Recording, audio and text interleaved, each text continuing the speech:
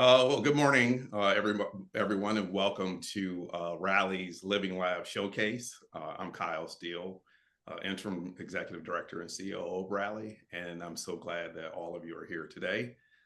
Today's event is about more than just presentations. It's a window into how Central Florida is becoming a living lab for civic innovation. Over the next 90 minutes, you'll see what's happening when entrepreneurs, residents, and institutions come together to test bold ideas that make our community stronger, healthier, and more connected. You'll hear directly from our fellows, 10 innovators from 10 innovators from across the country, each working on pilot-ready solutions that can be tested right here in Central Florida. You'll also hear from civic leaders and partners who are helping to turn our region into a real-world proving ground for solutions to challenges like housing, health, education, sustainability, and mobility. Rally is Central Florida's civic innovation platform housed within the Central Florida Foundation. Together, we help our region source, test, and scale solutions that improve lives, transforming innovation from something that happens elsewhere into something that happens right here in partnership with our communities. And it's not just about watching for you, the studio audience. We want you to take part in this. Throughout today's event, you'll see polls pop up on your screen. Just take a moment to respond and share your perspectives. Your input helps shape the conversation ahead and guides the work that comes next. You can also engage directly with our fellows using the Q&A feature right down in the toolbar in your webinar window. So just drop in your questions or ideas as you watch. We'll be monitoring throughout the event and sharing select questions with the presenters. Before we move forward, Central Florida's mayors have been key to making this possible. Helping turn our cities and counties into places where new social and environmental solutions are not only welcome, but expected. To set the stage, let's hear from two of those leaders, Mayor Buddy Dyer of the City of Orlando and Mayor Jerry Demings of Orange County. Good morning and welcome to the 2025 Rally Virtual Showcase. This showcase is a result of a dynamic collaboration between Rally and the City of Orlando, a partnership rooted in a shared vision to inspire innovation, entrepreneurship, and inclusive growth. Together, we're working toward a stronger, more resilient Orlando by empowering creative solutions to meet local challenges head on. Today is your chance to connect, learn, and grow with fellow changemakers who are passionate about making a difference. Thank you for being here. We can't wait to see what we'll accomplish together.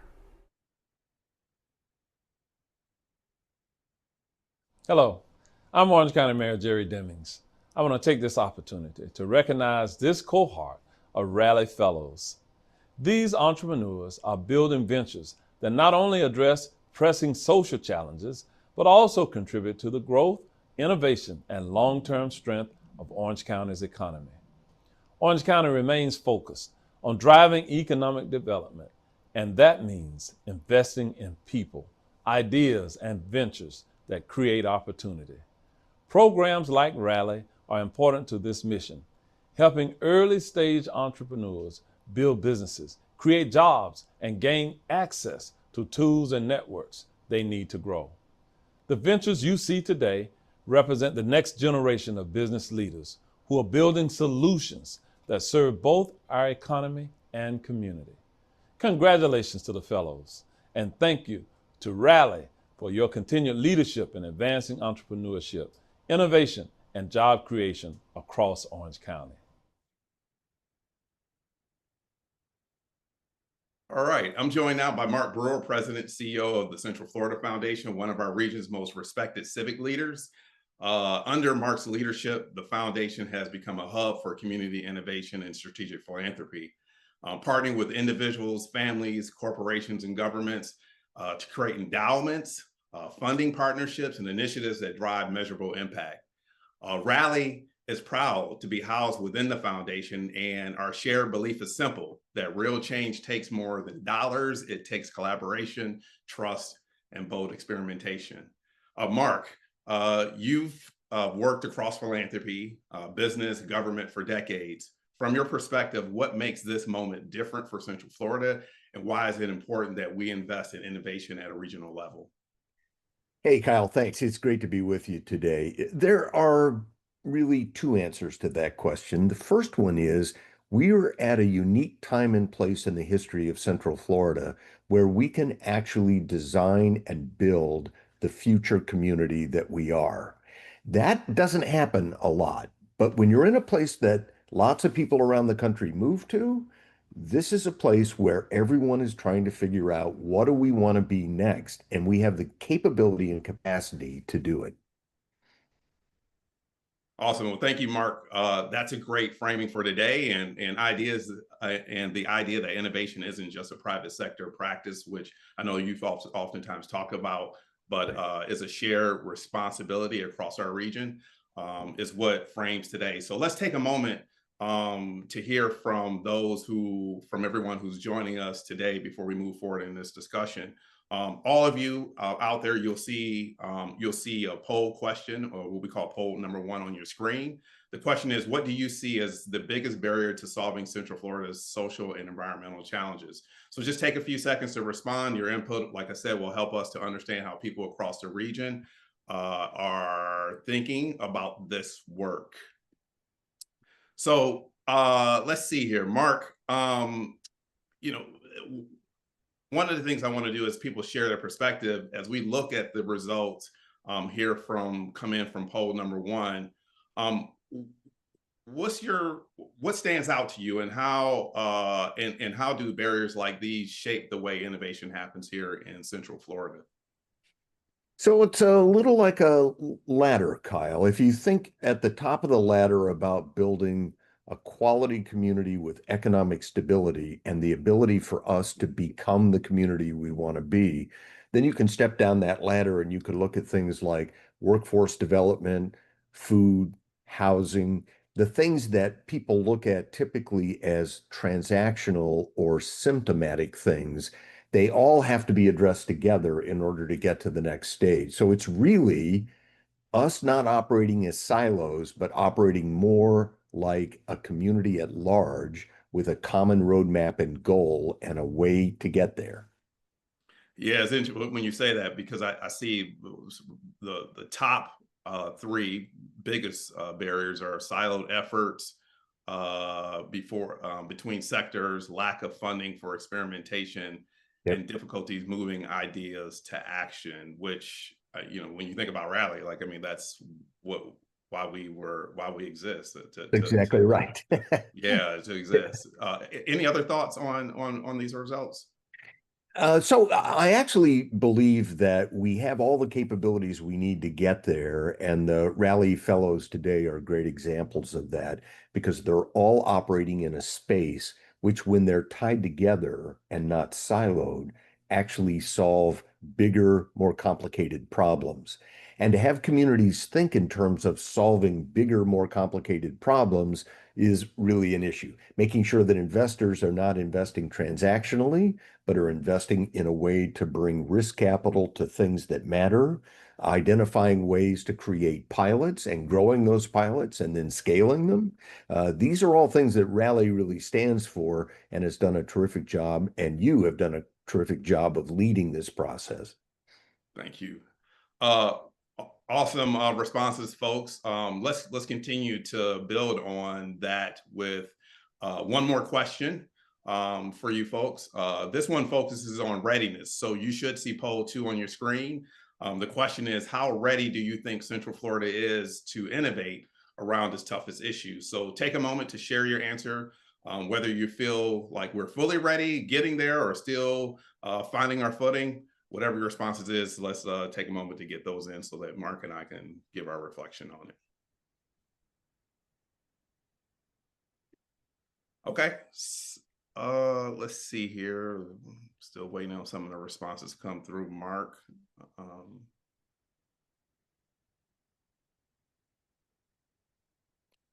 see, am I seeing?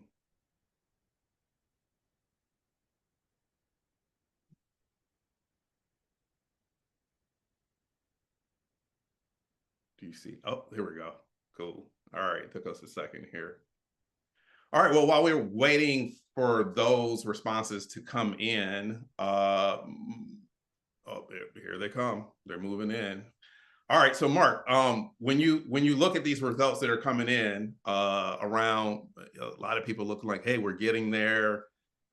Looks like that's going to be the winner. Some people say we're fully ready, and then some people are in the back end. But Mark, when you look at these results, like what does it tell you about the current moment we're in, and what might it take to strengthen our region's capacity to move ideas forward?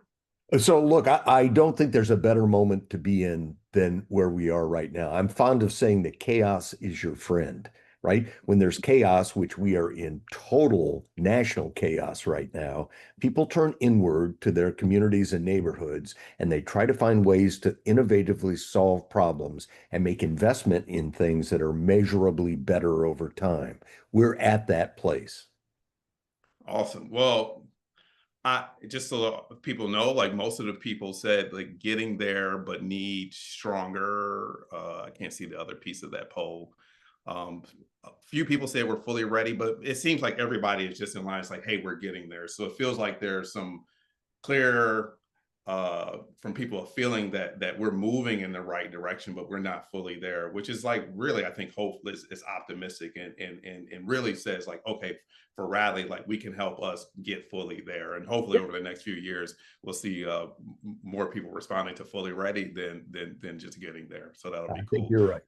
Yeah. So, Mark, thank you for your time. And also, I want to thank you for your leadership and for helping us to interpret what these early results tell us about Central Florida's path ahead. Your insight really sets the tone for what's next, because the Living Lab is all about moving from readiness to action. So, thank you, Mark, again for your time. I appreciate it, Kyle, and best of luck to all the Raleigh fellows. You're in a good place at the right time. Go get them. Awesome. So let's turn now to the people putting those ideas into practice, the innovators showing us what readiness looks like in real time. So for our first presentation segment, we'll highlight 5 of our fellows, each developing solutions designed to improve life here in Central Florida and beyond. You'll hear how they're tackling challenges ranging from employment readiness to education, sustainability, and health, and how they're really preparing to test their ideas through real-world pilots in our Living Lab. Our first fellow is Aman, who is the founder of Enable Talent, a platform helping individuals with disabilities find meaningful, accessible employment. Enabled Talent combines technology, advocacy, and personalized career support to help employers remove barriers and hire inclusively.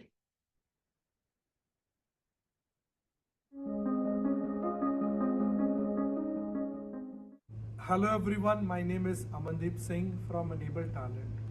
What if I tell you there are approximate 500,000 people in Central Florida living with a disability, out of which 60% plus are not employed or underemployed, which means they don't even earn enough to cover their basic living expenses, which is a huge amount of untapped potential. People with real skills, real ambition, who are ready to work.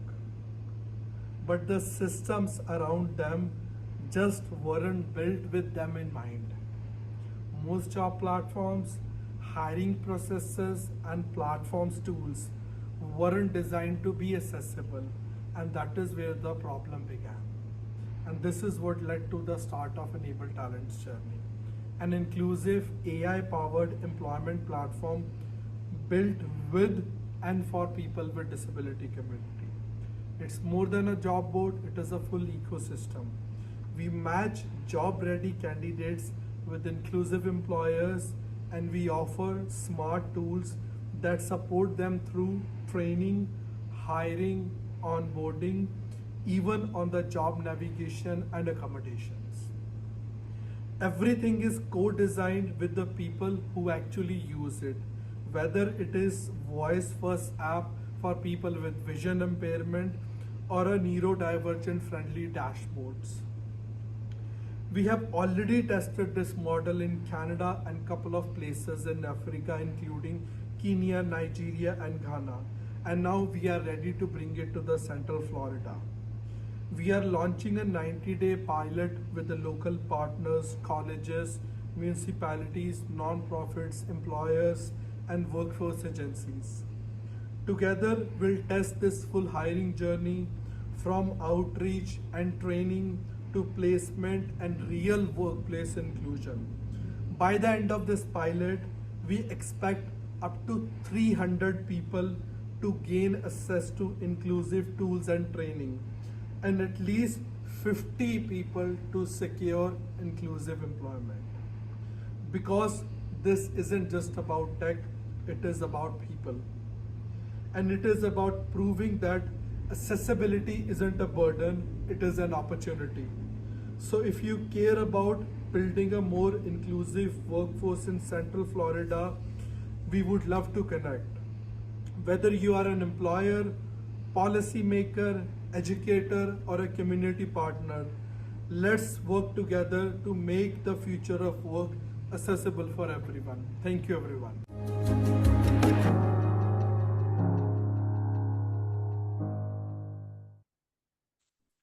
Aman, good job, man. It sounds like, from what I'm understanding and my experience with you, that accessibility in hiring isn't just about compliance, it's also about inclusion. So the question I have is, what inspired you to build Enable Talent, and how does the experience shape the mission, or shape the mission behind, and how does your own experience shape the mission behind it? It primarily started from my own journey navigating similar education employment pathways, living with partial blindness, then finding people around me navigating similar challenges. And that thought led to this idea that there should be better ways. Despite everything we have available as of today, even in US we have 12 million plus people out of workforce, Canada 1.9 million. So that thought and lived experience led to the journey. Awesome. And I know that your story has been extremely powerful. I know that one of the things that when you came in, we understood that you had a visual impairment, and so we understood that was the underpinning motivation of this, and providing people with this opportunities. And so, as you look ahead, what excites you most about bringing Enable Talent to Central Florida, and what kinds of partners or employers do you hope to collaborate with through the Living Lab? Again, when we talk about this, we are also not seeking opportunity for talent with disabilities, but we are talking about this untapped talent pool. So any organization willing to diversify or be more inclusive will be happy to support them. Any academic institutions, career centers, or a non-profit institution working for people with disability, we can bring in some very good results. And one of the very recent pilot we did with the municipality region in Canada, within matter of 72 hours, with the initial pilot, we got 350 plus user registration on the platform, approximate 20 plus companies signing up. At the end of third day, we had four people getting employment just in matter of 3 days during one conference event and alongside. So even with Central Florida municipality, if they are need, we'll be happy to work on similar model. Awesome. Well, thank you, Aman. Your work really reminds us that inclusion is innovation, and the way that we design systems determine who gets to thrive in them. So I really appreciate you for presenting your work today. I just want to give everyone a reminder: if you want to reach out directly to Aman, you can use the Q&A feature and speak directly with him. All right. Well, thank you again for your presentation and your time with us today, Aman. All right. So next is Courtney. Courtney Newell is the founder of Life Essential Startups, which provides customizable houseware kits for newly housed individuals exiting homelessness. These kits, distributed through partnerships with housing providers and service agencies, help people move into permanent housing with stability and dignity.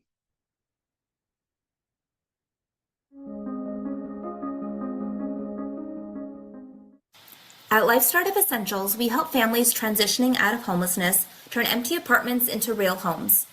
In Central Florida, thousands secure housing each year, but many move in to little more than 4 walls and a mattress.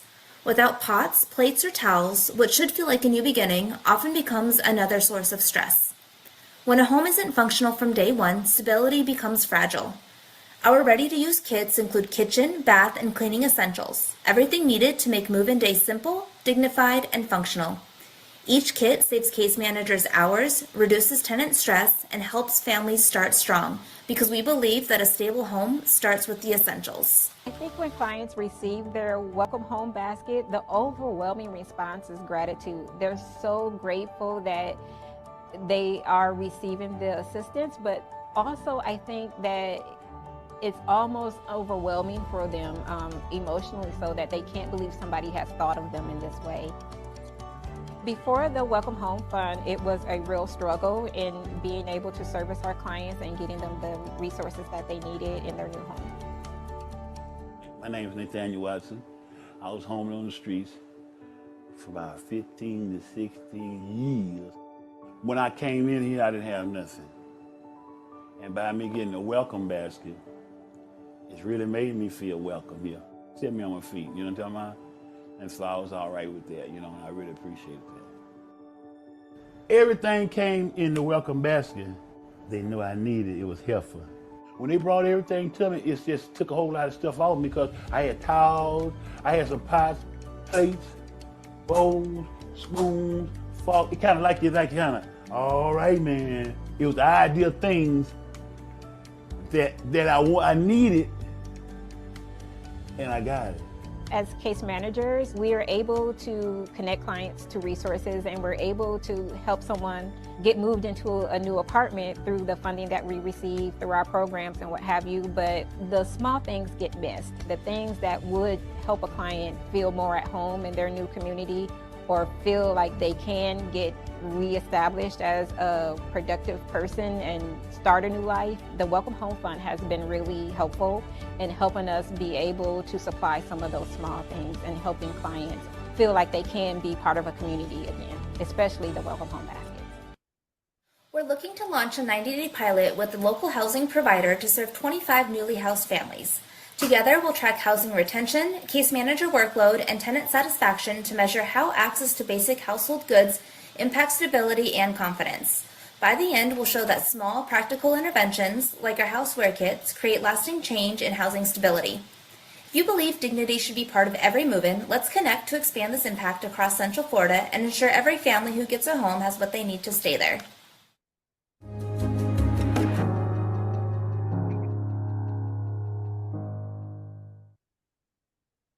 Right, Courtney, there you are.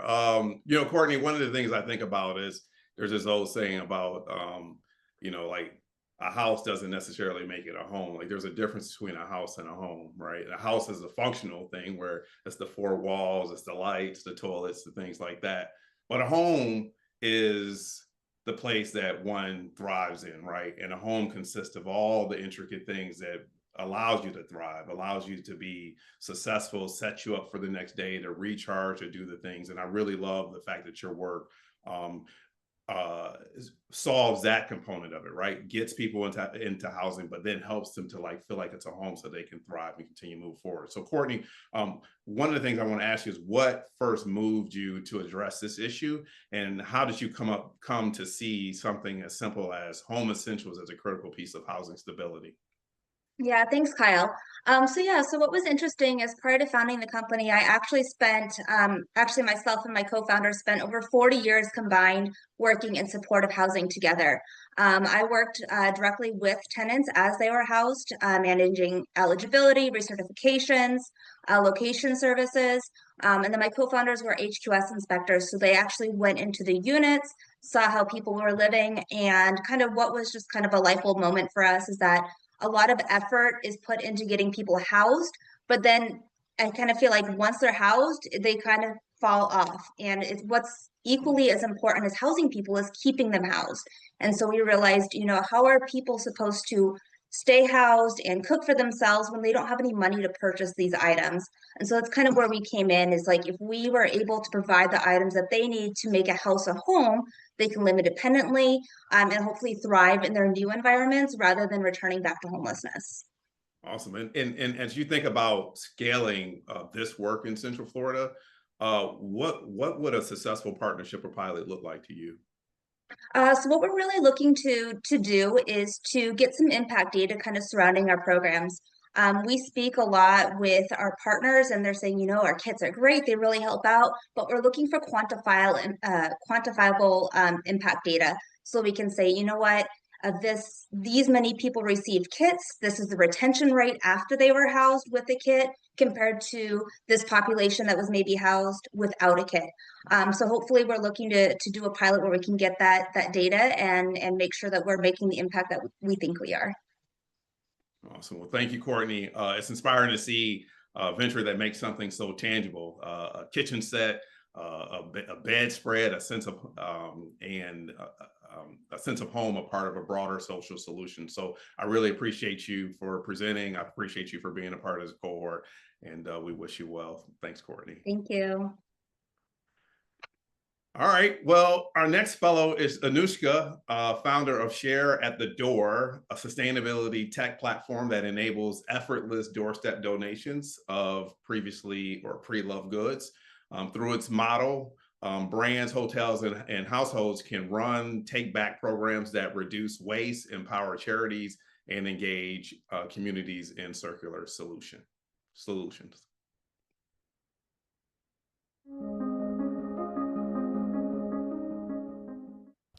Did you know that hotels in Central Florida are throwing away a staggering $29 million every single year? This region is a paradise for tourists, with over 75 million visitors flocking here annually for theme parks, conventions, and sunny getaways. But when they check out, they don't just leave with memories, they leave things behind.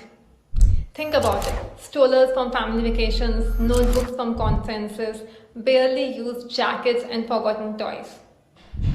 Every day, hotels gather piles of these items with tight turnover schedules and very limited storage space. They have to clear them out fast. The result? Tons of perfectly good items worth millions ending up into landfills. All of that value just gone. Value that could have helped local families, shelters, and schools. Now imagine a different scenario. What if that abandoned stroller went to a single mom who desperately needs it? What if the notebooks became essential school supplies for kids? What if all those forgotten goods could restock a local shelter's empty shelves? That's what the real impact looks like. Some hotels are already leading the way. But let's be honest, these are exceptions and not the default. And that's where Share Doorstep comes in. We have built a simple plug-and-play platform that helps hotels send unclaimed guest items directly to vetted local charities. From pickup and sorting to delivery, everything is automated, verified and traceable with tech. Hotels receive detailed impact reports. Guests feel great about staying with a brand that genuinely gives back to the community. And most importantly, communities get real, tangible value, the items they need, delivered efficiently. This isn't just a theory, it's built on proven success. We have already scaled massive donation and circularity programs across India, Singapore, and London, working with over 350 global brands and more than 250 charities. And now we are bringing this mission home to Central Florida. We are launching a 90-day pilot program with 50 hotels aiming to collect and deliver tons of reusable goods to local charities and support families and kids. We believe that real hospitality shouldn't end at checkout. It should create lasting value that extends far beyond a guest stay. We have seen what's possible when we work together. Now we are inviting those who are bold enough to change the defaults of hospitality and create a huge positive impact with us. Let's transform Central Florida and prove that forgotten items can become a powerful force for good.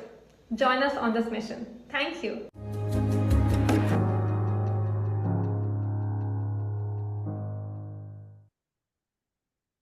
Anushka, it's so good to see you today. Where are you calling in from, by the way? San Francisco.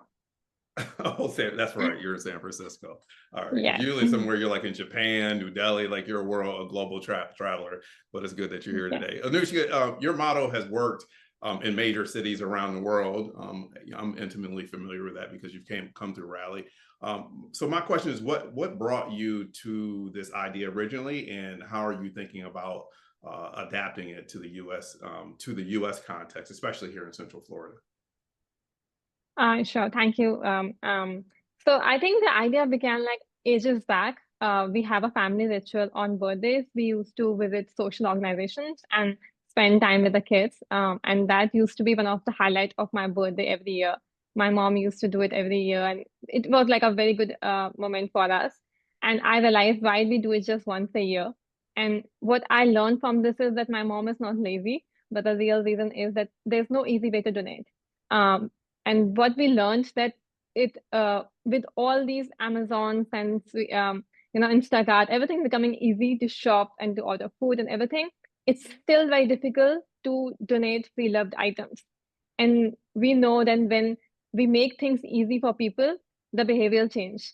That was the idea, that we want people to give items which are not in use to people who can make use of it, and make it super easy for people with tech to do this. Yeah, I know I told you that I kind of experienced this in my own life, around my wife, who, we have a ton of stuff that we need to give away. It sits there, and a lot of it is just because of the inconvenience of trying to give it to someone. Who do I give it to? When do they pick it up? I especially see this. We all see this in the whole hospitality industry down here, when you go to hotels and people are leaving stuff all over the place. And so it's really cool to see you have a solution that addresses that. Not only getting these materials, recapturing the value of those materials and putting that value into someone else's hands so they can extract the rest of the value out of it. And so, so your work really does a really good job at connecting sustainability and hospitality in a very fascinating way. And so as you start to explore pilots with local hotels here in Central Florida and even brands, like, what impact are you most excited to create here? So I think I'm more excited to see how we have spoken to a lot of hotels in this during our fellowship program, and we learned many hotels are struggling to figure out what to donate, where to donate, and they don't have time and resources to figure that out. And I'm really excited to solve this problem for the hotel industry here. We are looking to partner with a lot of organizations or associations like AHLA and Visit Orlando, and I'm in touch with a few right now to see if we can have a partnership with a lot of hotels together and have at least 50 hotels sign up for a pilot program, and then see how much donations we can send to the local charities, and then show that impact to everybody so that everyone joins the movement. Awesome. Well, thank you, Anushka. Your presence here in the program has really been energizing. I've enjoyed working with you and talking with you. And your work is such a great reminder that circular solutions can be joyful, and that sustainability can be built right into everyday systems. And so thank you again for joining us today, and we wish you well. Thank you. My pleasure. Awesome. Awesome. All right. So our next fellow is Sierra Bone from Detroit, Michigan. What up, Doe? Is the founder of Fruit Snack Streams, an early childhood content platform helping daycare providers integrate developmentally supportive videos into classroom routines like snack time, story time, or even nap time. These short, intentional videos help improve emotional regulation and reduce behavioral disruptions.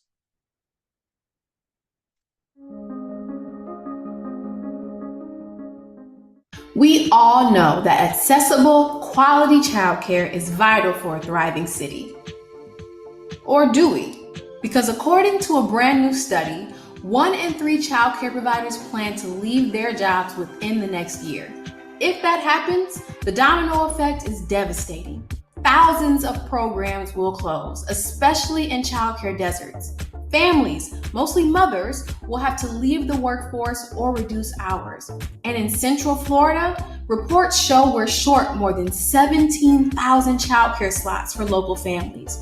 Orlando's Economic Development Plan lists talent attraction and workforce retention as top municipal goals. But those goals collapse when families can't find care or teachers are too burned out to stay. I'm Sierra Boone, creator of The Nap Time Show, an award-winning children's television series airing on PBS across the state of Michigan. and we're building Fruit Snack Streams, an operational tool that helps early learning programs run smoother, calmer, and more sustainably. Here's how it works. In every licensed childcare or early education classroom, there are at least 6 daily transitions: drop off, cleanup, lunch, nap, outdoor to indoor, pickup, and more. Those moments are where stress, dysregulation, behavior incidents, and staff turnover start. Fruit Snack Streams delivers short, research-backed videos rooted in the ways children learn best, play, and storytelling, to help mentally and emotionally prepare them for what's next. The effect: reduced chaos, time saved, and giving educators breathing room without adding another task. The result: teachers stay calmer and last longer in the job. Programs operate more efficiently with smoother schedules and happier families. Children build real social emotional skills instead of crashing out every transition. The goal: taking childcare from crisis mode to calm mode. So we're actually not asking for pilot participants because we already have commitments from Central Florida directors to beta test Fruit Snack Streams in our Q1 2026 pilot, and we're ready to launch. What we are looking for, however, are corporate, higher ed, and foundation partners, especially those invested in workforce development, teacher retention, and family stability, to join us in executing this pilot and capturing what could be breakthrough data for the childcare industry. This is about stabilizing the workforce that makes all other work possible. If that sounds exciting to you, I'd love to chat.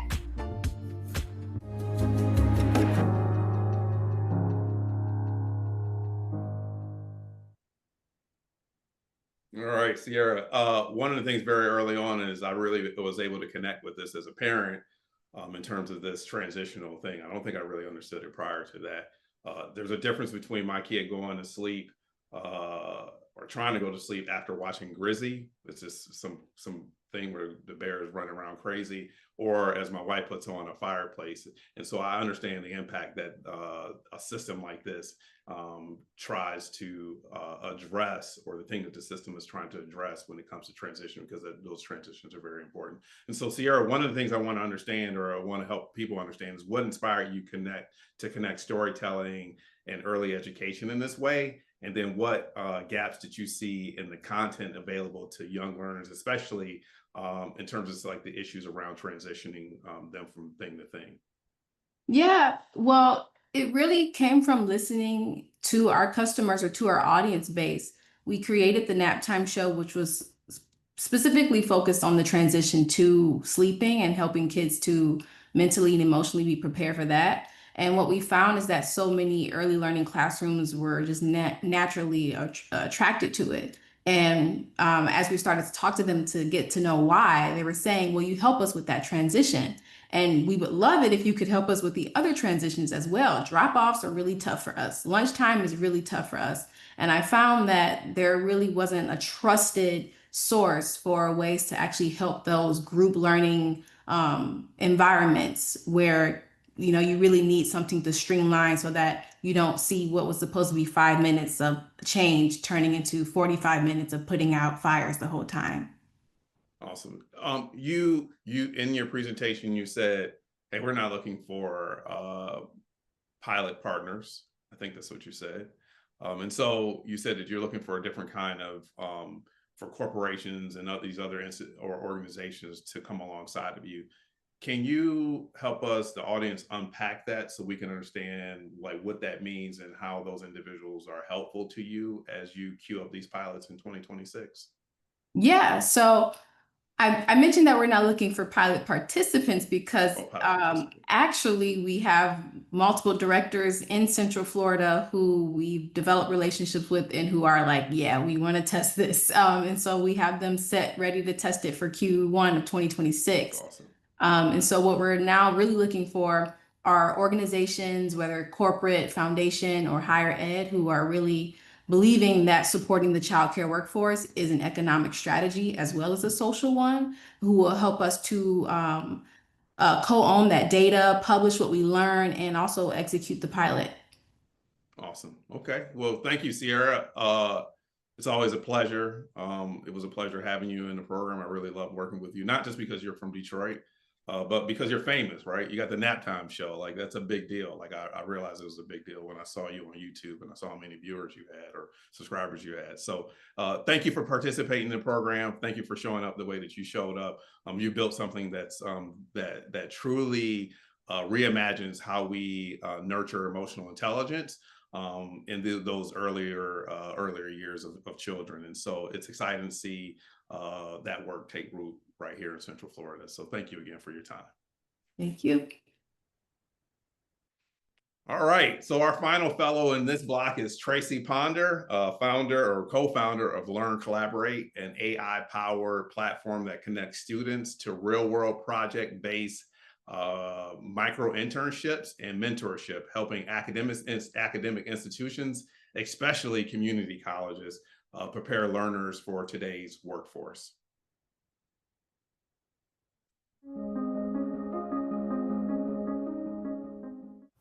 In Central Florida, tens of thousands of college graduates enter the job market each year, but many aren't prepared for the workplace. Over 50% of local employers say that recent grads lack the real-world hard and soft skills essential for success. While colleges are graduating students, it's not the same as preparing them for today's competitive workforce. Colleges across Central Florida are struggling to close this gap. Educators like Professor Ramirez know students need applied skills, but it's hard to integrate real-world projects without the right tools and support. Many students end up working in isolation, missing the opportunity to build the teamwork and problem-solving skills employers demand. Educators are eager to prepare students for real-world success, but most lack the resources and training to bring skill-based, collaborative learning to life. In fact, 78% of teachers say they feel underprepared to teach 21st century skills using technology, but the right tools can change that. Our platform, Learn Collaborate, bridges the gap between education and workforce readiness. Backed by $1.3 million from the National Science Foundation, it enables instructors to integrate real-world projects directly into their classes. The platform makes it easy for Professor Ramirez to design skill-based team projects. In a few clicks, she can set milestones and build collaborative teams, providing the structure her students need. On the student side, Aaliyah and her team work together on real-world projects, receiving feedback from mentors and AI nudges that guide them along the way. Professor Ramirez can easily monitor her students' engagement and assess their progress, identifying where Aaliyah is excelling and where her team might need support. This ensures students build both technical and interpersonal skills, from data analysis to communication and teamwork, so they graduate with practical experience and a portfolio that proves what they can do. With Learn Collaborate, students like Aaliyah return to interviews with a portfolio that gets them hired. Instructors are empowered and institutions meet workforce goals. To scale this impact, we're launching a 90-day pilot with 1 to 2 Central Florida colleges and employer partners, engaging 100 students in real-world team projects, tracking skill development, mentor engagement, and assessing gains in workforce readiness. If you're passionate about preparing Central Florida's next generation for meaningful careers, we'd love to connect and explore how this pilot can move that goal forward. Join us as we transform the classroom to career journey together.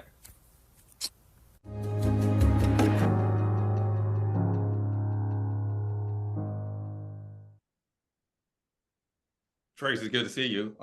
Have you recovered from the Dodgers winning the World Series? Not yet. Not yet? It's Okay, going to be well, a cool. week. It's going to be a week. All right. Well, it's good to have you here. One of the questions that I want people to understand is to learn through your answer is what inspired you, Tracy, to focus on helping students bridge the gap between education and employment, and how did you come to see specifically micro internships as a way to do that?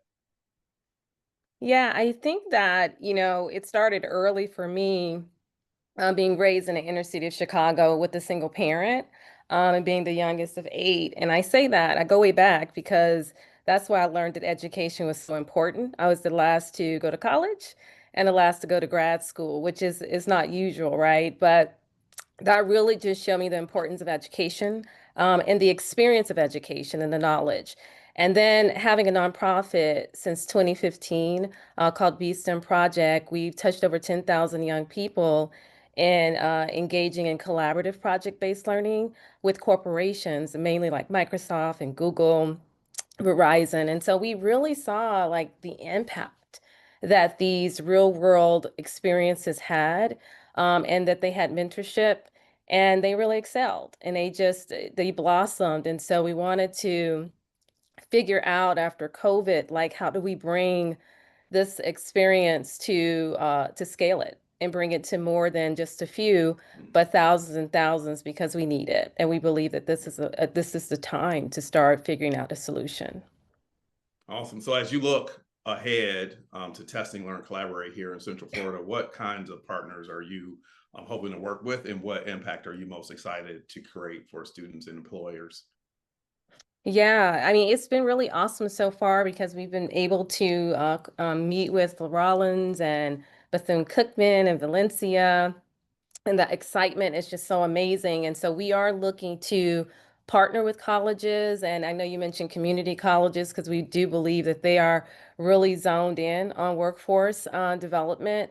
And we need corporations, we need the companies, even mid-sized companies to get engaged and to help support because it's not just the academic institution.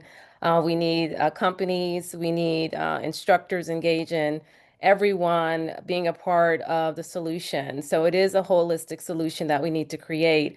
And so we hope in the next 90 days we can rally, pun intended, all of these entities together to move forward and make an impact. Awesome. Well, thank you, Tracy. Listen, working with you, you don't waste any time or effort or movement at all. It's Let's always go. appreciate the intensity that you bring to your work. It's been a real joy, and so I really Thank you, appreciate you for Kyle. doing that. And so you're really helping to build a clearer, more inclusive pathway from classroom to career, and showing how technology can open real opportunities for learners who often Absolutely. are overlooked. And so thank you for your time today. Thank you, Kyle. Okay. All right. Well, thank you to all of our fellows in that first block or that first segment. Each of you represent a different path to impact, but all share a common thread. The belief that when we bring new ideas to the table and test them in partnership with community, we accelerate the pace of change. Okay. So I want to open up with the next poll that you folks will see, because this is all about getting you folks engaged. And the question is, which regional issue do you believe most needs innovation right now? So go ahead and choose the one that feels most urgent: housing, health, mobility, education, and sustainability. And then we're going to go ahead and bring our next guest on, Min Kim.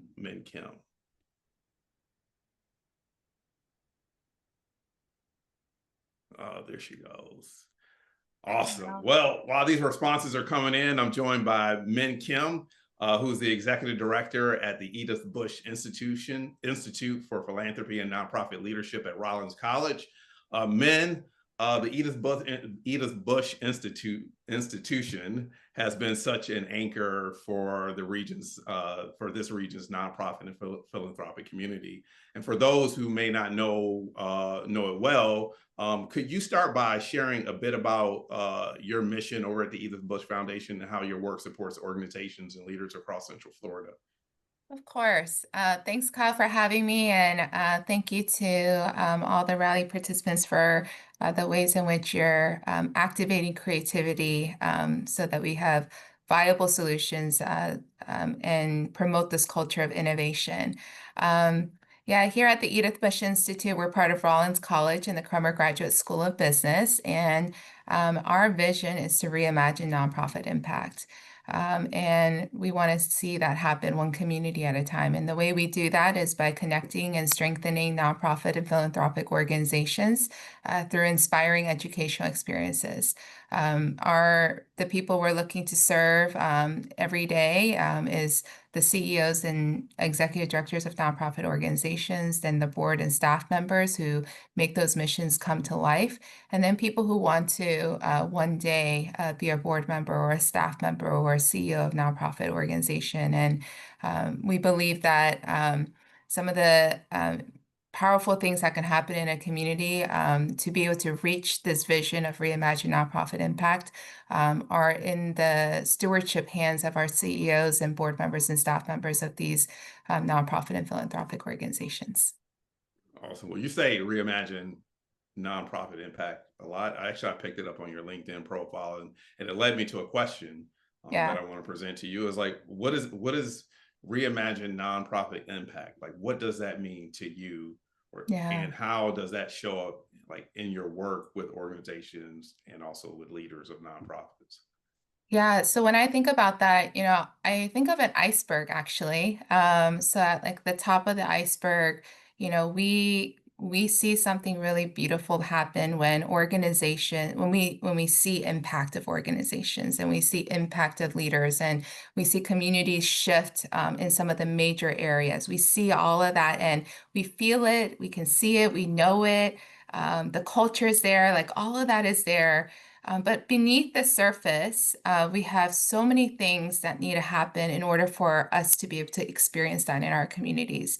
We have people, we have laws, we have taxes, we have brand, we have boards, we have all of these little pieces, right? All of the business factors of nonprofit organizations, and then the community factors and the community resilience, and then a desire for philanthropy that allows us to get there. And so when we think about reimagining nonprofit impact, it's saying we're not just looking at organizations as charities.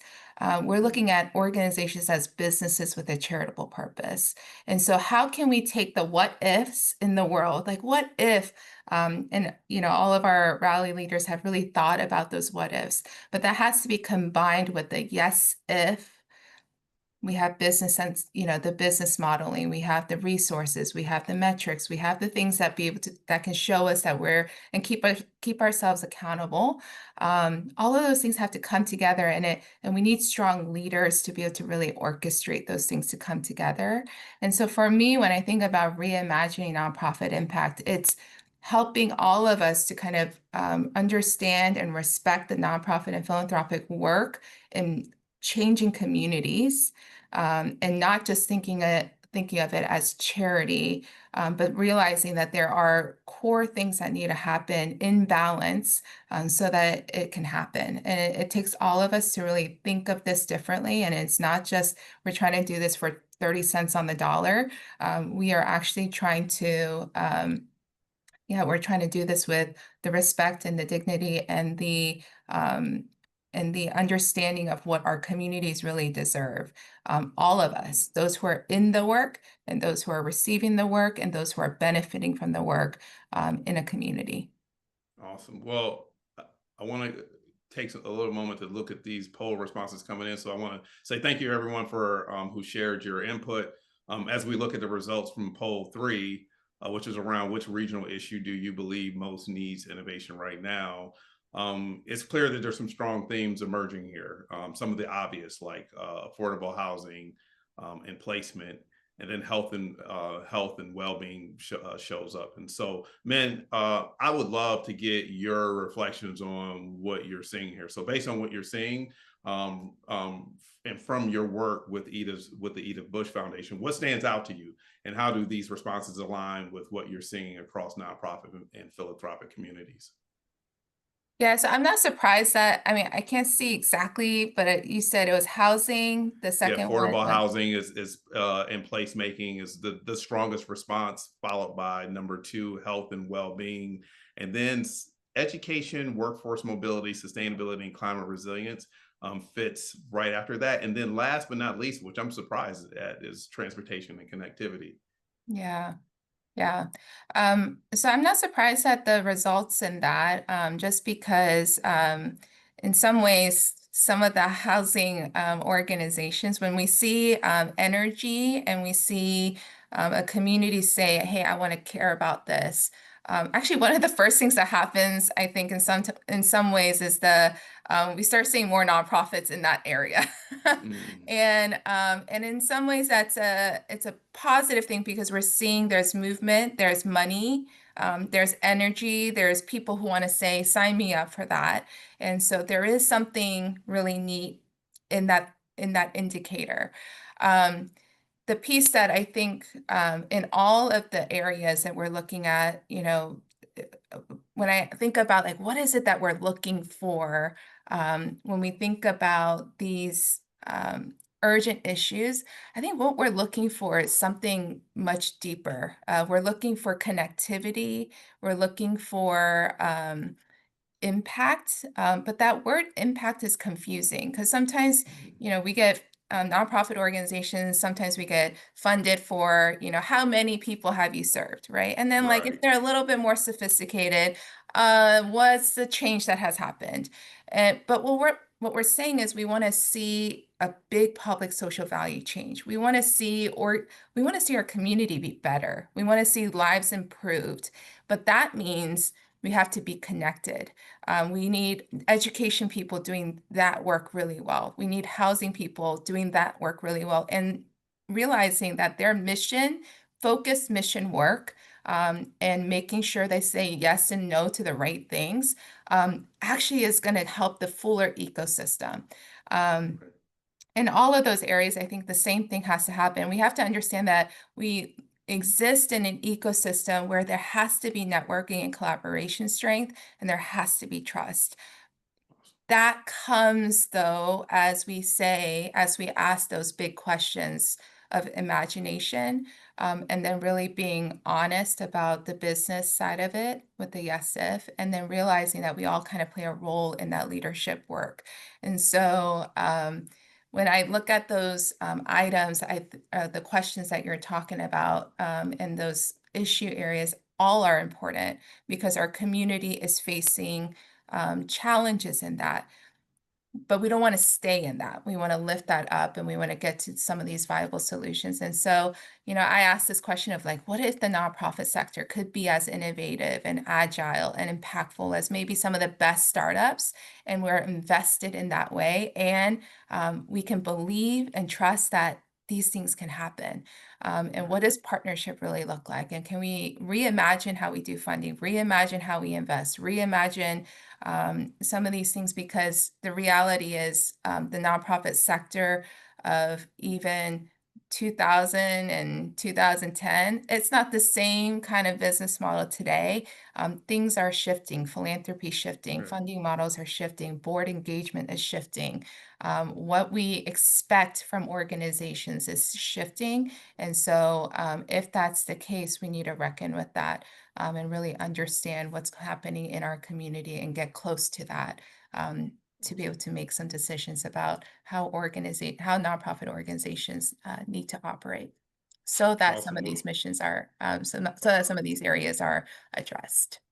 Gotcha. All right. Well, thank you, man, for joining us today. Yeah. And for your insight you shared. We're grateful for everything that the Edith Bush Institute does to strengthen the leaders and organizations that make this work possible. So thank you for that, for your time today.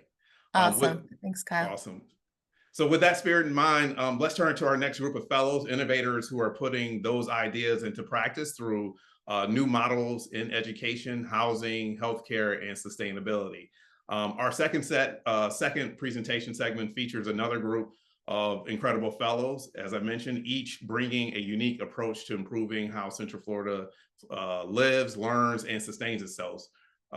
These ventures are reimagining traditional systems from education to housing to healthcare and environmental monitoring, and testing new models that make innovation tangible across our region. Coming up next is Kelly Shea, who is the founder of Innovation Station, an educational company that combines storytelling, design thinking, and engineering to make STEM learning more engaging and accessible for K-8 students, particularly in underserved communities.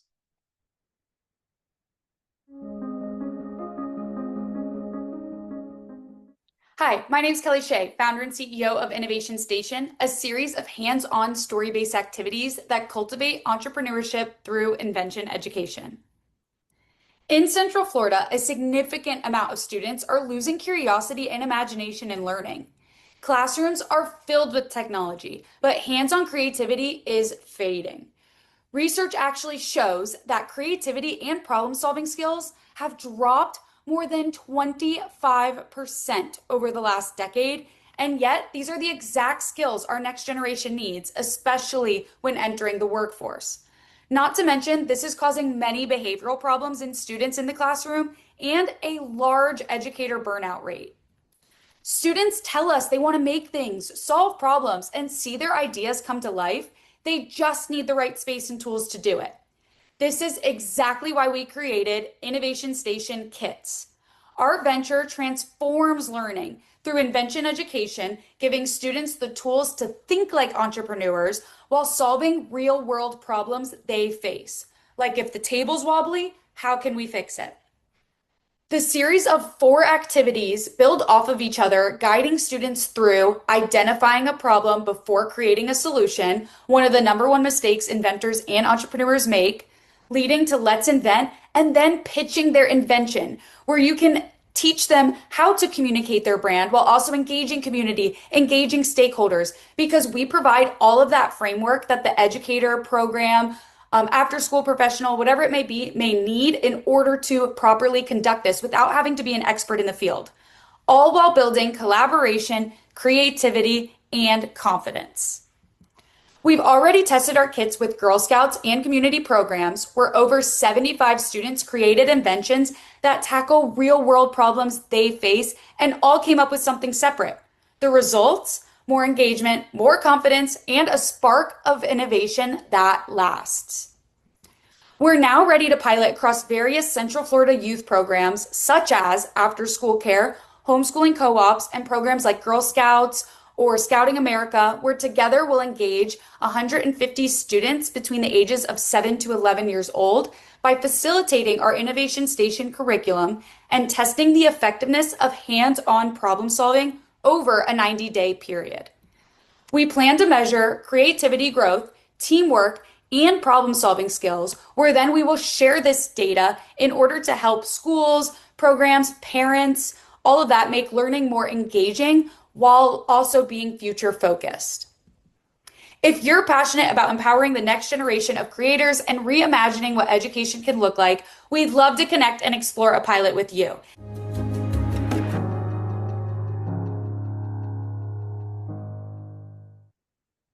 All right, Kelly, our hometown heroes are here. Kelly, I've definitely seen this at play. Believe it or not, I've seen how technology can actually create barriers, right, for people. Yeah. And for specific groups. And the fact that you have developed this no-tech solution, which is not a bad thing, which is a great thing, right? To allow people to access this kind of problem-solving learning, critical thinking learning, engineering, business stuff in a low-tech way. So tell us, really quickly, like what inspired this work? What brought you to this work? Yeah, so I grew up actually, I didn't know how to read till 2nd or 3rd grade. I was number 700 in my class of 1,000 in a very competitive school district in Hillsborough County, and I always struggled where it wasn't until I got to college and graduated high school in 2020 where I was like, oh, my brain is just wired differently, right? I'm more creative thinking rather than academic math test kind of person. So, that's kind of what really inspired me to start.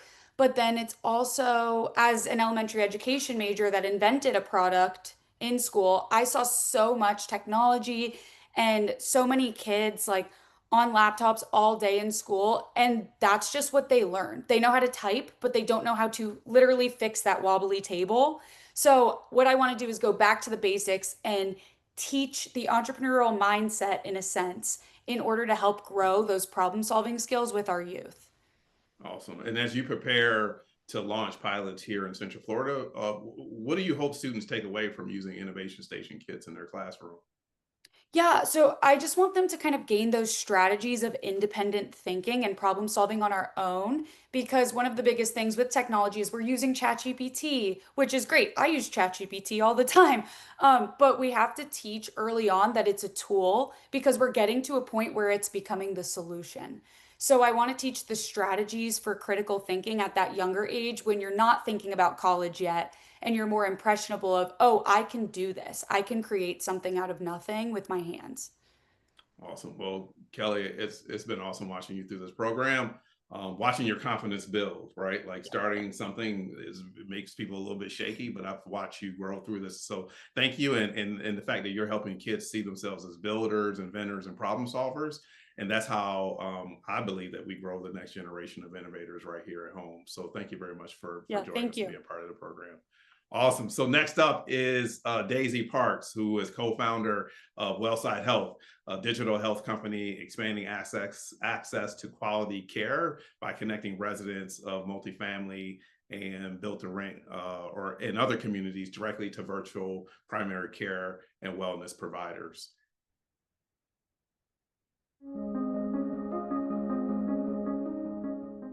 In Central Florida, 2.9 million residents face limited access to care, ranking access to care as the region's #1 health priority.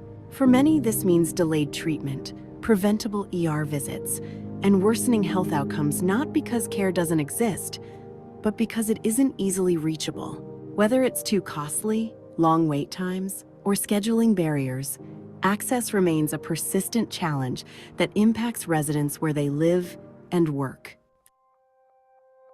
Our venture, Wellside Health, is addressing this by bringing care closer to where people live and work. We place our signature virtual health clinics within residential and co-working communities, allowing residents to access licensed medical providers. No waiting rooms, no travel, no insurance hurdles. Just over a month ago, we launched our first pilot in a Central Florida co-working space, giving professionals virtual access to quality medical care. Though we are still in the early stage, we look forward to gathering community feedback and deepening our understanding of how best to serve members. We're now seeking to partner with a build-to-rent or multifamily residential community here in Central Florida. During a 90-day pilot, we'd install a virtual Wellside Health clinic for up to 250 residents to use and measure key outcomes, including improved access to care and resident well-being, increased resident satisfaction, potential boosts in lease renewal rates and community engagement. This partnership would allow us to demonstrate, with real data, how embedding medical care access as an amenity can improve both resident health and property performance. If you're excited about expanding care access in Central Florida and want to explore how the Wellside Health amenity can redefine community living, we'd love to connect and explore this pilot together.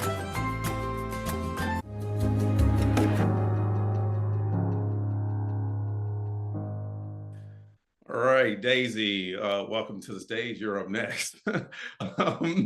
Daisy, it's interesting because when I think about healthcare, as you say in your presentation, people have to go out and get it, and there's all these things that cost time, that barriers that happen. I want the audience to hear what inspired you to try to move that to where people specifically live, and to what inspires you to change that model by bringing the healthcare to people where they live, and specifically center it around positioning it as like an amenity. Yeah, so thank you for that question. So being a nurse practitioner and being on the front lines of healthcare, that really, opens up your eyes, my eyes personally, to a lot of the barriers to care. And with access to care being one of them, I kind of started digging on some potential solutions and how I can start bridging a gap what would that look like? And started having conversations with my co-founder, and he has previously worked inside of a co-working space, for example. And as we were really trying to hammer out how we could increase access to healthcare in a meaningful way, that is where the idea was born, to bring it directly to people where it's needed the most. So that's where co-working spaces, and that's where the door for residential spaces opened up. And as we know, build to rent, multifamily housing solutions are very much needed. They are on the rise. And so adding this amenity into those spaces is something that we know will be very important and very impactful as we move forward into the future. Awesome. Like one of the things that you're showing is that healthcare access can be both convenient and can be convenient and community based. And as you look to pilot Wellside Health here in Central Florida, you talked about some of the partnerships that you're looking to form. Can you go a little bit more in detail with that? Like what's your ideal pilot partner look like if you were just to imagine who they are? Can you put some definition around that so that people on this call can help potentially connect you to those individuals? Sure, happy to do that. So property management companies, as well as developers, so specifically residential developers who are building vertical integration, so multifamily apartment buildings, also build to rent communities, as well as owners and developers of those co-working spaces. Those partnerships would be ideal for us as we move forward and look at partnerships or Awesome. pilots, rather. Pilots. Gotcha. Well, thank you, Daisy, for joining us today and participating in the program. You're really redefining access, not by just like asking people to travel further for healthcare, but bringing that healthcare to their doorstep and actually within their home. And so that's a really cool thing. And once again, if you want to connect with Daisy about this opportunity, property developers or developers, community property managers, organizations, hit Daisy up in the chat. Use the Q&A feature to interact with her directly. So once again, thank you, Daisy, for joining us today. Thank you, Kyle. Our next fellow is Anna Ashe, who's a co-founder of Second Story Property Group, which provides trauma-informed, high-quality property management services for lower income housing, including maintenance and lawn care and cleaning.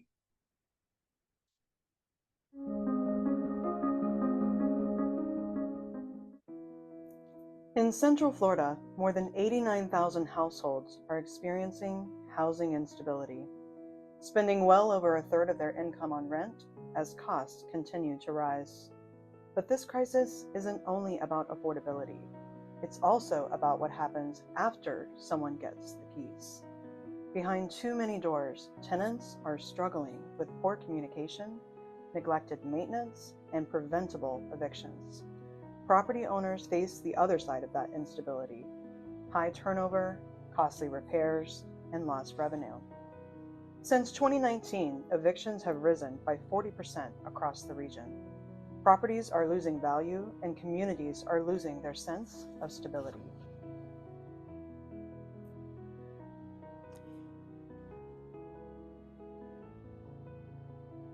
At Second Story Property Group, we believe there's a better way, a model of property management that works for both owners and tenants. Our approach blends smart management systems with social impact strategy.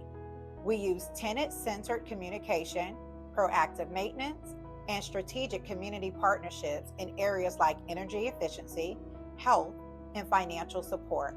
When property owners are supported through these practices, tenants thrive, and when tenants thrive, properties stabilize, turnovers drop, and communities grow stronger.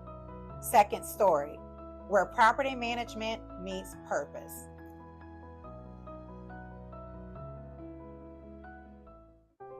We're now preparing to pilot this model across Central Florida with mission-aligned property owners, including community development funds, faith-based institutions, and nonprofit housing organizations. Over the course of 12 months, we'll measure increased occupancy and retention rates, reduced damages and evictions, tenant connection to wraparound supports and community resources.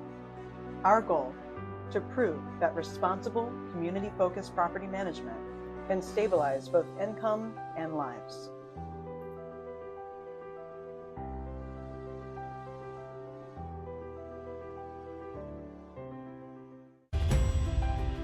At Second Story Property Group, we're building more than homes. We're building second chances, stronger neighborhoods, and a more stable Central Florida.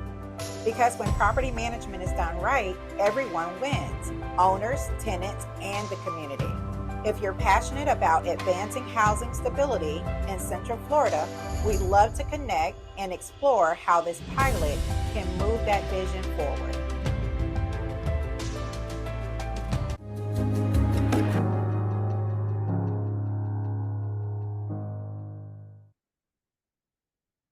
And it's good to see you here. Hello. Hello. Second Story, I'm so used to you having the whole homeless service network team behind you. But today we just get to enjoy you, which is a lot and great. And so one of the things that I recognize very quickly, and that hopefully others recognize, is that Second Story is more than just traditional property management. What motivated you and the homeless service network team to design an approach that integrates empathy, stability, trauma-informed practices into the day-to-day operations of property management? So Homeless Services Network, we've served as like the centralized housing operations hub for Central Florida for a couple of decades now. And so over the years, we've worked with about 600 landlords to help our unhoused neighbors find and keep stable housing.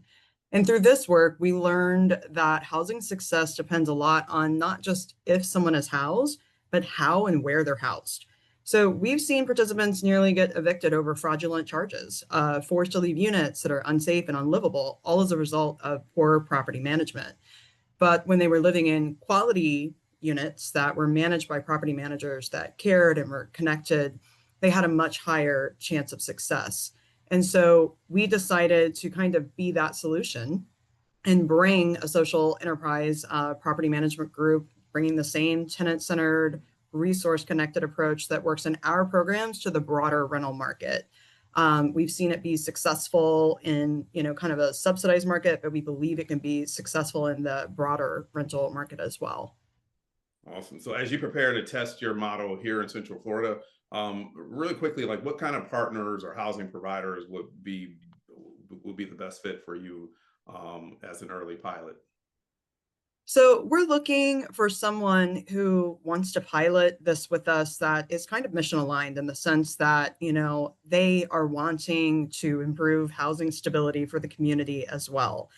So as we mentioned, we're interested in working with, another nonprofit, a community development fund, a religious organization, someone that would allow us to work with them for 12 months, because with property management, you kind of have to have a longer runway. You need a full lease term to get results, right? You need to be able to see, is this person going to renew? Are they going to pay their rent on time over the 12 months? Do our interventions work? So someone who's willing to give us a shot to kind of prove that concept works with the general population, because we do know that it works in many other instances, and we're really excited to try it out. Right. Well, I really appreciate you presenting today and being a part of the program. And so I just want to thank you again for your time and your effort in showing us that dignified housing depends on much more than just providing people with roofs and walls. That there's a certain level of care in taking care of the property and the people within it that helps not only the property but also the people thrive. And so thank you again for your time today. Thank you. All right, awesome. So next up is Rich, founder of STEMplug, an educational robotics company that uses storytelling, gamified learning, and hands-on projects to help K-8 students in underserved communities build STEM skills and confidence.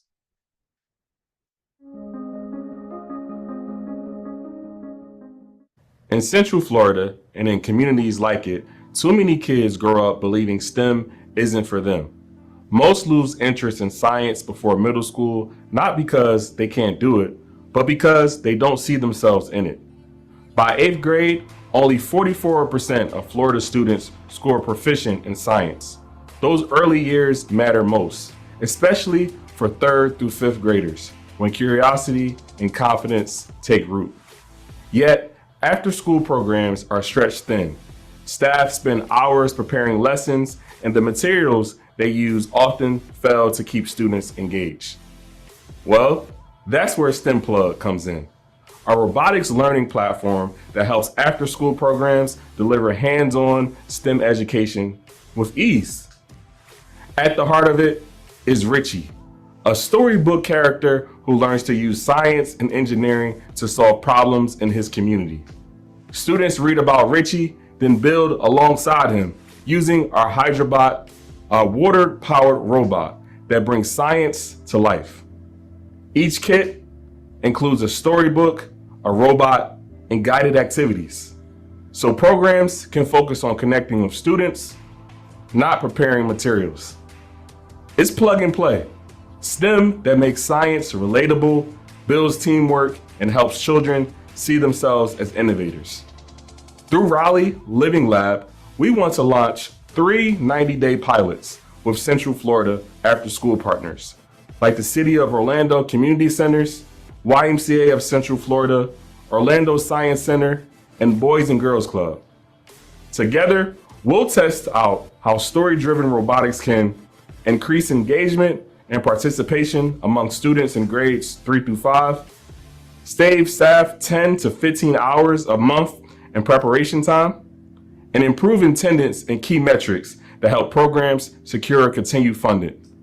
For students, this pilot will help transform science from something distant into something they can do and do together. If you believe every child deserves to see themselves as an innovator, we'll love to connect. We're looking for after-school partners ready to bring confidence, creativity, and community to the next generation of problem solvers. Because when a child builds a robot, they don't just learn science, they build belief.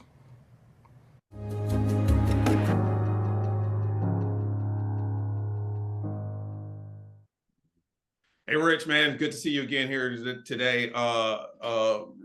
One of the things we want to understand is what inspired you to use storytelling as a gateway, or even robotics and engineering. What inspired you to develop this solution and bring it to the people in classrooms of need? Yeah, for sure. Thanks for that question, Kyle. For me, I would just have to start with my story, my life experience.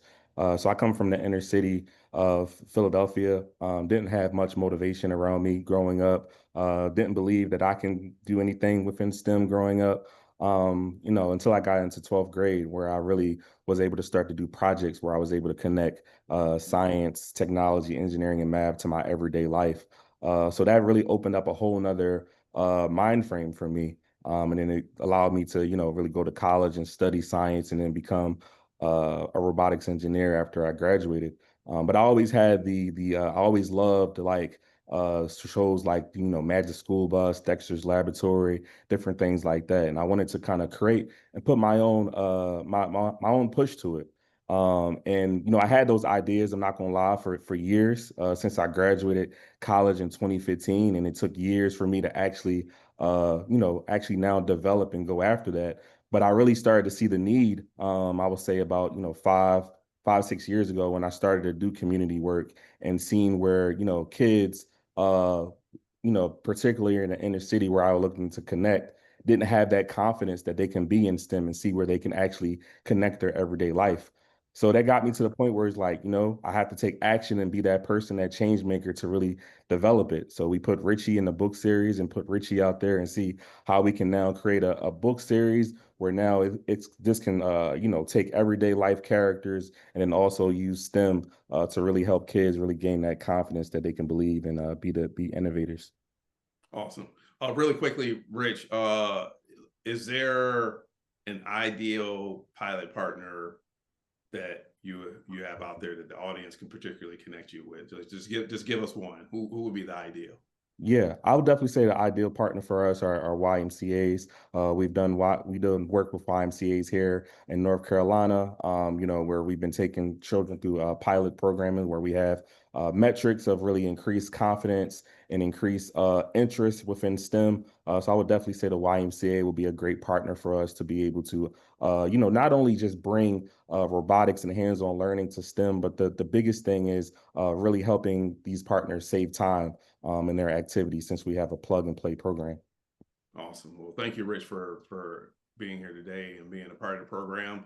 It's really cool seeing you turn curiosity into capability through this product. And so once again, thank you for joining us today. Thank you. Okay, cool. All right, so our final fellow in this block is Dietrich. Dietrich is the founder of GuyAxis, a company creating affordable, accurate environmental sensors and software to help water management agencies monitor water quality in real time.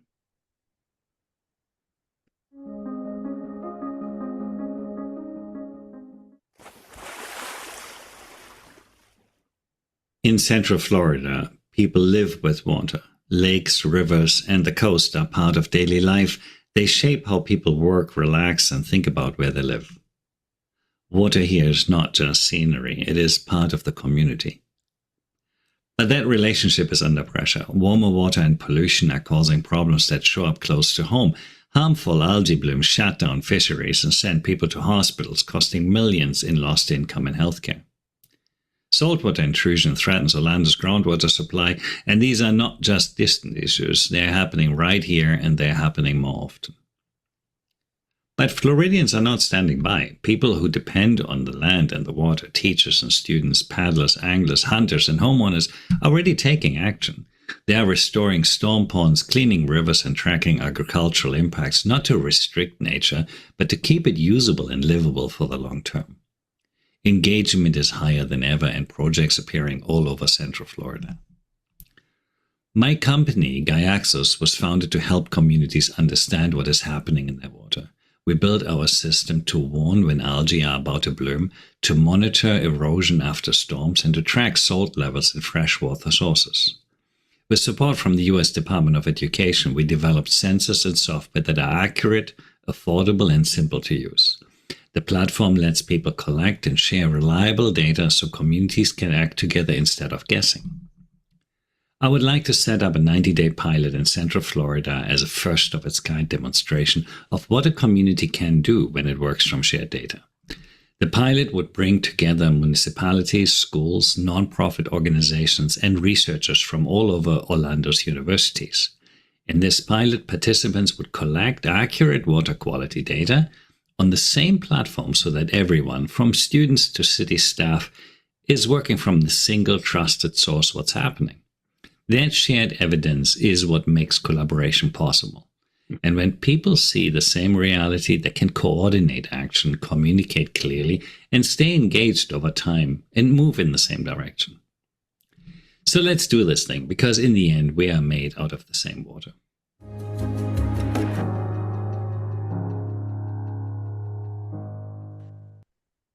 All right, Dietrich, there you go. Hey man, thank you for giving us that. And so you're the last person on this. One of the things that we want to ask you is, like, what inspired you to even start this work? That's an easy one. I love spending time outdoors, and I interact with a lot of people that go outdoors, hunt, fish, kayak. And I noticed that it combines nature, and the knowledge of nature and caring for nature combines all of us, rich and poor, across all demographics, across all countries. If you're outside, you're one big family, and you take care of your house, which is this planet. And coming from a STEM environment, an engineering environment, I thought, what better way to build a unifying platform where we can all participate internationally in high and low resource communities to really understand and make nature and water our focus of attention and focus of learning. Awesome. And then my last question for you, which is a real quick one before we wrap, is who's your ideal pilot partner here in Central Florida? If you were just to name one, who would it be? Yeah, as always, we always start with one teacher or two teachers. STEM teachers are incredible in connecting the dots and combining schools with outside communities, departments of natural resources, and larger partners. I would very much like to work with somebody like Disney or the Kennedy Space Center, who have a tremendous impact on their nature and have education programs as well. Awesome. Well, thank you, man. I appreciate you for being a part of the program. I really thank you for the depth of thought. Your scientific mind has always been a good thing, and we wish you well. We were going to bring on a fantastic individual named Caroline, who runs an initiative called Florida Resource Map. We're going to connect you actually with her work in our post-production or post-showcase presentation, just so that you can get an appreciation for her work and engage her appropriately. But because of time, we had to cut her segment. So but I at least want to still honor her. But as we close, I just want to just thank our fellows, our partners, and everyone today who's joined us. And what you've seen is the Living Lab in action, a glimpse of how Central Florida is building a model of regional innovation that connects entrepreneurs, residents, and institutions to test what's possible and to prove what works. Each fellow you've heard from today is ready to pilot their solutions here in Central Florida. If one of their ideas resonates with you, if you see a partnership opportunity, a community fit, or simply want to learn more, you can continue engaging them directly through the Q&A feature for the next few minutes, or reach out afterwards through our website at rallysea.com. You'll also receive a short post-event survey in your inbox. Please take a moment to complete it. It helps us to match partners with fellows, improve future showcases, and shape the next phase of the Living Lab pilot. Finally, if you'd like to explore collaboration, schedule a one-on-one with the Rally team. We're always looking for new partners, new test sites, and new perspectives to bring into this work. So on behalf of Rally and the Central Florida Foundation and all of our partners, thank you for being a part of this community and for helping make Central Florida a region that doesn't just talk about innovation, but lives it.